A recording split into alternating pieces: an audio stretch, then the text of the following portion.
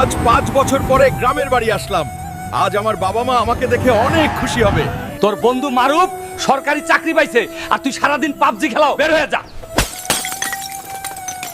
আমার ঘর থেকেই। ঠিক আছে বাবা, আমি বাড়ি থেকে বের হয়ে গেলাম, কিন্তু কোটি টাকার মালিক হয়েই বাড়িতে ফিরবো। বাবা, তুই ঘর থেকে চলে যাস না। তুই তোর বাবার কথায় কিচ্ছু মনে করিস না। মা, আমি এখনো বেকার, আমি কি করব? আজ গরিব বলে নিজের বাবার, এমনকি কত অচেনা মানুষেরও লাথি খাইছি, কিন্তু এইবার যখন প্রতিজ্ঞা করছি তাহলে একটি বিহিত করে ছাড়বো। এই শালা, তোর সাথে কি আছে সব দে।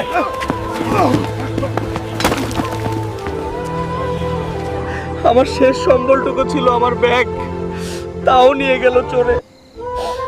এখন আমি খাবো কি আর কোথায় যাব?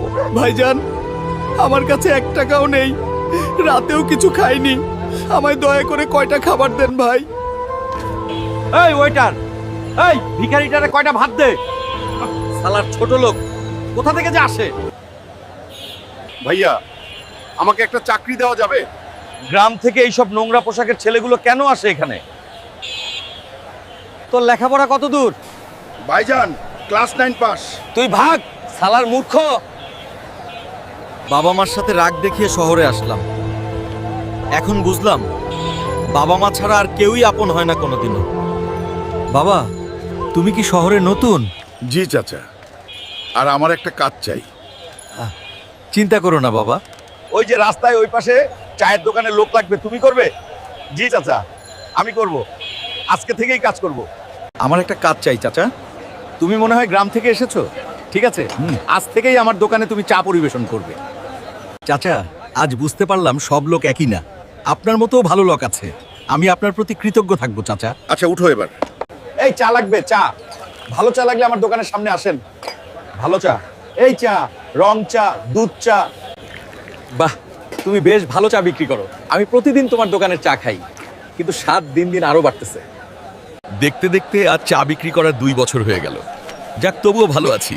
নিজের জীবনের উপর কোনো অভিযোগ নেই আমার।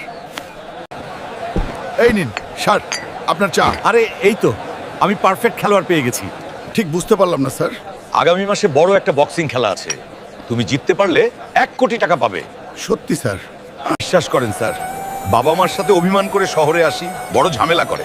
আপনার কথা যদি সত্যি হয় তাহলে আমি খেলায় অংশগ্রহণ করবই।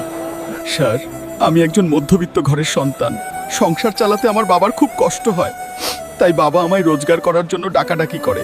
আমিও বুঝি, কারণ আমি একজন বাবা। আর চলো, তোমাকে কালকেই টুর্নামেন্টে নাম লিখে দিব। ধন্যবাদ স্যার। আজকে চাইনিজ এবং বাঙালির সেরা ম্যাচ আরম্ভ হলো।